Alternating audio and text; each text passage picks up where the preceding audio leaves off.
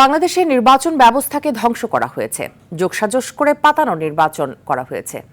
অতীতের এসব অপবাদ ঘুচিয়ে আইনের শাসনের মাধ্যমে সুন্দর নির্বাচন দেওয়ার প্রত্যাশা ব্যক্ত করেছেন প্রধান নির্বাচন কমিশনার এএমএম নাসির উদ্দিন। বলেন, জাতি একটা যুগসন্ধিক্ষণে দাঁড়িয়ে আছে।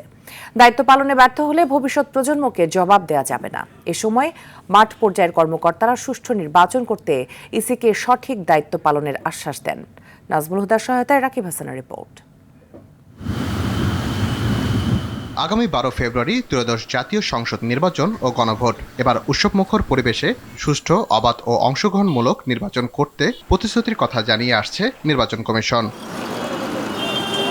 এ উপলক্ষে মঙ্গলবার বিভাগীয় কমিশনার, পুলিশ কমিশনার সহ আঞ্চলিক নির্বাচন কর্মকর্তা ও ডিসি এমপিদের সঙ্গে নির্বাচন ব্যবস্থাপনা নিয়ে মতবিনিময় করে নির্বাচন কমিশন। এ সময় মাঠ পর্যায়ের কর্মকর্তা ইসির কাছে ভোটের বিভিন্ন চ্যালেঞ্জ, করণীয় ও মতামত তুলে ধরেন।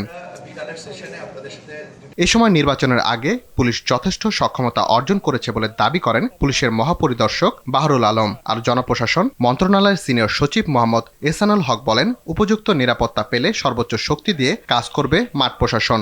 আসন্ন নির্বাচনকে সুষ্ঠু, সুন্দর এবং উৎসব মুখর করার ব্যাপারে আমরা প্রতিজ্ঞাবদ্ধ।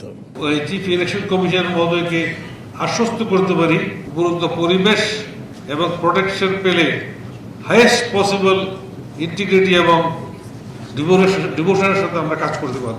সুষ্ঠু নির্বাচন দিতে কোনো রকমের বিচ্যুতি ঘটবে না উল্লেখ করে মাঠ প্রশাসনকে আইনের শাসন নিশ্চিতের নির্দেশনা দেন প্রধান নির্বাচন কমিশনার। বলা হচ্ছে আমরা নির্বাচন ব্যবস্থাকে ধ্বংস করে দিয়েছি, বলা হচ্ছে আমরা সব যোগসাজশ করে একটা ম্যানেজড ইলেকশন করেছি। এই অপবাদ থেকে আমরা মুক্তি চাই, এই অপবাদ আমরা ঘুচাতে চাই।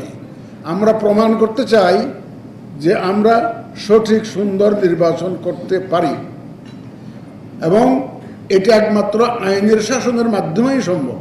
নির্বাচনের মাধ্যমে দেশকে ভালো পর্যায়ে রেখে যাওয়া সকলের দায়িত্ব বলে উল্লেখ করেন সিএসসি।